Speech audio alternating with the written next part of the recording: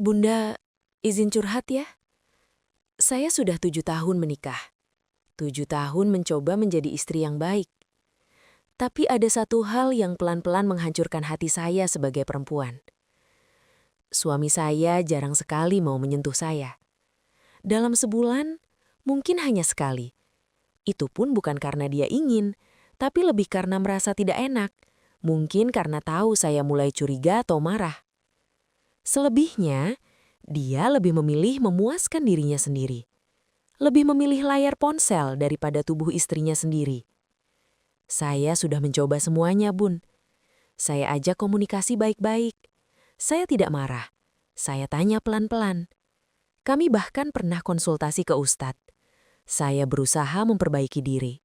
Saya berdandan. Saya pakai pakaian yang lebih menarik.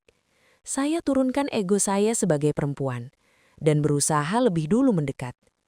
Tapi tetap saja, saya seperti tidak terlihat. Yang lebih menyakitkan, dia lebih sering menatap perempuan-perempuan di media sosial. Perempuan dengan tubuh ideal, pakaian terbuka, wajah sempurna. Dan tanpa sadar, dia sering bercanda menghina tubuh saya. Katanya cuma bercanda. Katanya badan saya membesar setelah punya anak. Katanya dari awal menikah pun, tubuh saya tidak sesuai dengan ekspektasinya. Bercanda katanya. Tapi setiap kalimat itu menempel di kepala saya bertahun-tahun.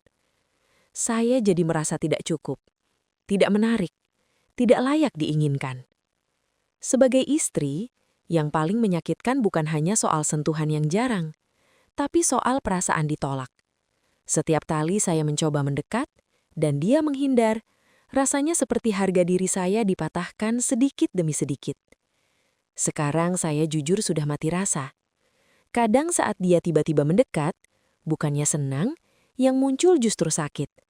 Bayangan bahwa dia lebih menikmati tubuh perempuan lain di layar daripada saya. Saya merasa seperti pilihan terakhir, bukan yang diinginkan. Kepercayaan diri saya hancur. Saya sering bercermin dan bertanya, apa saya memang seburuk itu? Apa saya sudah tidak menarik sebagai perempuan? Saya bertahan karena anak. Selalu itu alasannya. Saya tidak ingin anak tumbuh tanpa ayah.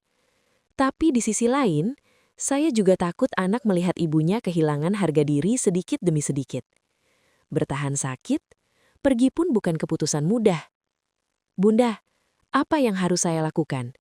Haruskah saya terus mencoba memperjuangkan sesuatu yang seolah hanya saya yang peduli? Atau saya harus mulai memikirkan diri saya sendiri sebelum benar-benar hilang?